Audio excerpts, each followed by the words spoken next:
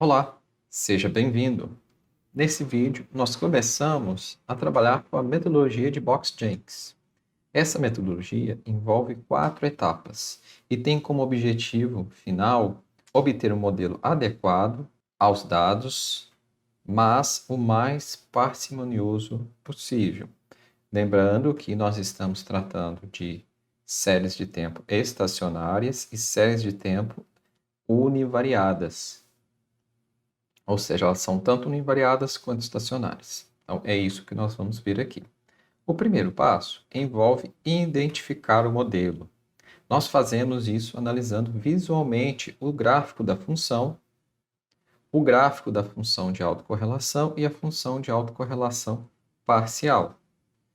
Devemos ter que os dados são estacionários. Se os dados não forem estacionários, devemos aplicar a diferenciação, logaritmo ou ambos. Feito isso, se nós identificamos o modelo, nós vamos estimar esse modelo que acreditamos ser o melhor. Nessa estratégia, nós também podemos estimar vários modelos e comparar os modelos entre si. Estimado o modelo, nós vamos para o diagnóstico, que busca analisar se os resíduos são ruído branco. Caso o modelo não tenha seus resíduos um comportamento de ruído branco, esse modelo deve ser descartado e nós podemos considerar os outros modelos. Ou se estimamos apenas um, devemos reespecificar e reestimar. Após isso, se o diagnóstico estiver ok, nós vamos, por fim, então, efetuar as previsões necessárias. É importante o modelo mais parcimonioso, pois o que quer dizer mais parcimonioso? Quer dizer aquele modelo em que nós estimamos o mínimo de parâmetros possível, de forma que o modelo ajuste aos dados. E é importante também porque quanto mais parâmetros nós incluímos, nós perdemos graus de liberdade. E quanto mais parâmetros, também pior pode ficar a nossa previsão. Antes de adentrarmos na identificação, vamos relembrar a função de autocorrelação para o modelo AR1, por exemplo. Se nós temos o modelo AR1, nós temos que o valor do y depende do valor de y com uma defasagem, ou seja, t menos 1. E assim nós podemos ter as autocovariâncias, indicado aqui. Então, nós temos as autocovariâncias e por meio dessas autocovariâncias, nós vamos encontrar a autocorrelação, que nada mais é I gama S dividido por gama zero. Então, para ρ, autocorrelação igual a 1, para período aqui zero, nenhuma defasagem. Para a autocorrelação de YT com YT menos 1, nós temos ρ1 igual a gama zero dividido por gama 1. Lembrando do slide anterior, em que gama zero será sigma dividido por E gama 1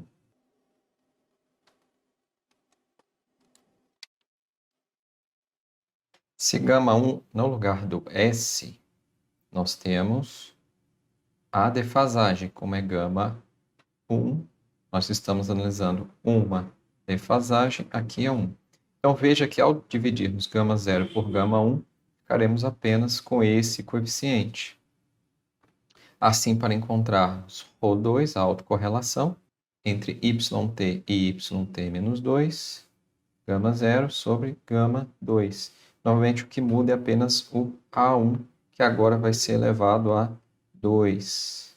E assim sucessivamente. Então, podemos ver que a autocorrelação é simplesmente o coeficiente A1 elevado a essa defasagem. Então, até a defasagem S. E aí podemos fazer o gráfico do valor dessa autocorrelação contra essa defasagem. Em relação a 1, 2, 3 e S defasagens. Fazendo isso, obtemos, então, o gráfico da função de autocorrelação. Contudo, a função de autocorrelação tem um problema que é a correlação indireta. No caso de um processo AR1, por exemplo, não deve haver correlação entre YT e YT-1. Contudo, nós teremos sim uma autocorrelação, dada por ρ2 igual a ρ1 ao quadrado. Podemos controlar essa autocorrelação por meio da função FACP, função de autocorrelação parcial. E por meio dessa função de autocorrelação parcial, nós podemos então obter o valor da autocorrelação de YT e YT-2 como sendo igual a zero. Então, na função de autocorrelação parcial para o modelo AR1, nós teremos a autocorrelação parcial YT com YT-1 igual ao próprio ρ1. Como o modelo é AR1, nós temos que todas as outras autocorrelações parciais serão iguais a zero.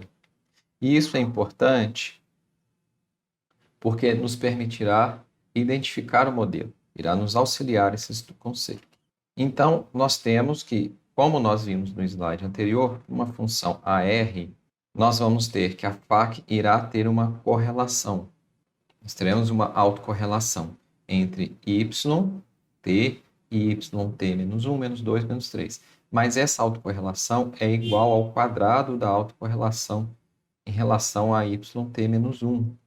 Então, perceba que, assumindo que é uma função estacionária, o ρ1 será menor do que 1. Então, essa autocorrelação 2 será menor que 1. E 3 será menor que 2. Por quê? Nós temos um número menor do que 1 elevado a um expoente. Então, teremos um decaimento. Por outro lado, no caso da FACP, nós vamos ter uma correlação parcial apenas até naquela ordem do modelo. Então, se o modelo é de ordem P, nós teremos uma correlação parcial até a ordem P e depois será igual a zero, ou seja, ela é truncada em P. No caso de um AR1, nós temos que essa autocorrelação parcial vai ser igual a zero, relação a 2, 3, 4, N defasagens.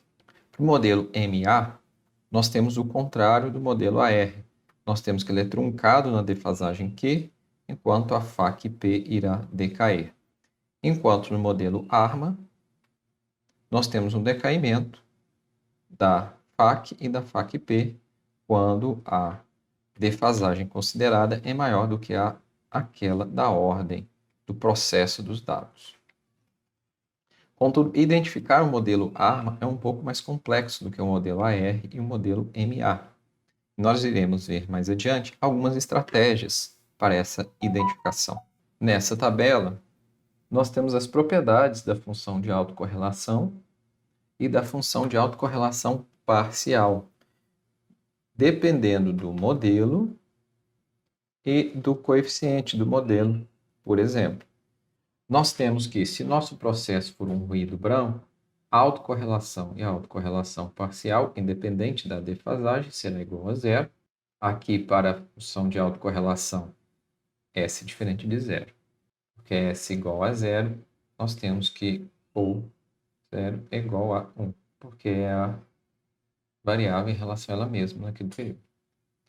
O modelo AR1, então, se o A1, que é o coeficiente do nosso modelo, então nós temos YT igual a, por exemplo, A1 YT mais EYT. Se esse coeficiente que acompanha o YT menos 1 é maior do que zero, nós teremos um decaimento exponencial direto, mas se esse A1 é menor do que zero, nós teremos um decaimento oscilatório. Então, no caso do processo de MA, nós temos o contrário. Se beta1 é maior do que zero, nós temos um decaimento oscilatório, e se ele é menor do que zero, nós temos um decaimento. E aqui nós temos também o comportamento para os modelos ARMA, que também poderá ter um decaimento oscilatório ou um decaimento direto. Então, como nós vimos no slide anteriormente, por exemplo, aqui eu tenho o modelo AR1. Esse modelo AR1, nós temos aqui o coeficiente A1, que nesse caso é maior do que zero, então nós temos um decaimento exponencial. Em como o modelo é uma AR1, nós temos que a autocorrelação aqui será igual ao próprio O1, mas nós temos que a autocorrelação parcial para a defasagem maior ou igual a 2 é igual a zero, como podemos ver aqui. Ó. Defasagem 2 até a oitava, consideradas, é igual a zero. Esses gráficos representam o padrão teórico. Nós iremos ver mais adiante o padrão prático dos dados, que de forma geral não apresenta esse bom comportamento. E aqui então nós temos o modelo também AR1, porque nós temos YT igual a menos 0,yt menos 1 e o epsilon. E aqui, no caso, o A1 é menor do que zero. Dito isso, nós vamos ter um decaimento oscilatório. E a FACP também indica que nós temos apenas a correlação parcial em relação à primeira defasagem, que deve ser igual a ρ1. Veja que o sinal é o mesmo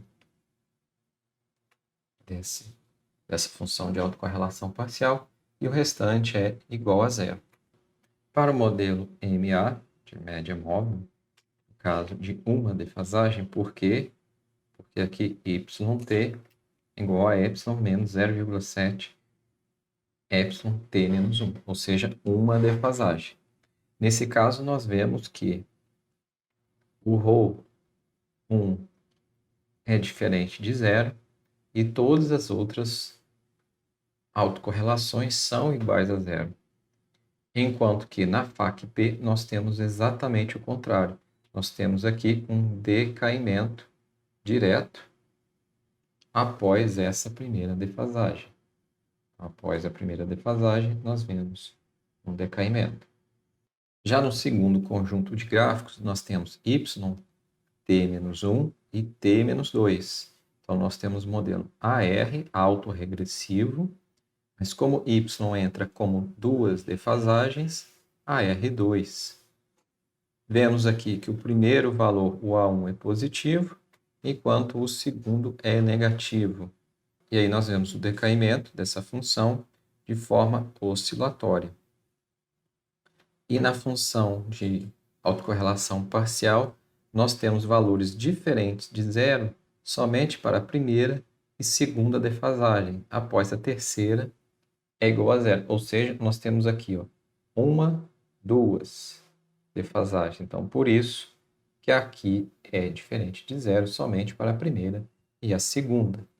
E, por fim, nós temos aqui um modelo em que nós temos a defasagem de y e dos choques, dos erros. Então, nós temos o modelo ARMA. Como o y está com uma defasagem, como variável explicativa, ARMA 1. E como o epsilon está com uma defasagem, ARMA 1,1. Ou seja, o processo de autocorrelação segue uma defasagem de 1 e o processo de média móvel de 1 também. E aí nós vemos o processo de decaimento oscilatório para a função de autocorrelação e o processo também de decaimento para a função de autocorrelação parcial. Perceba que, novamente, todos esses gráficos que nós vimos apresentam a representação padrão teórico das funções de autocorrelação e autocorrelação parcial. Na prática, os dados normalmente não são tão claros a ordem.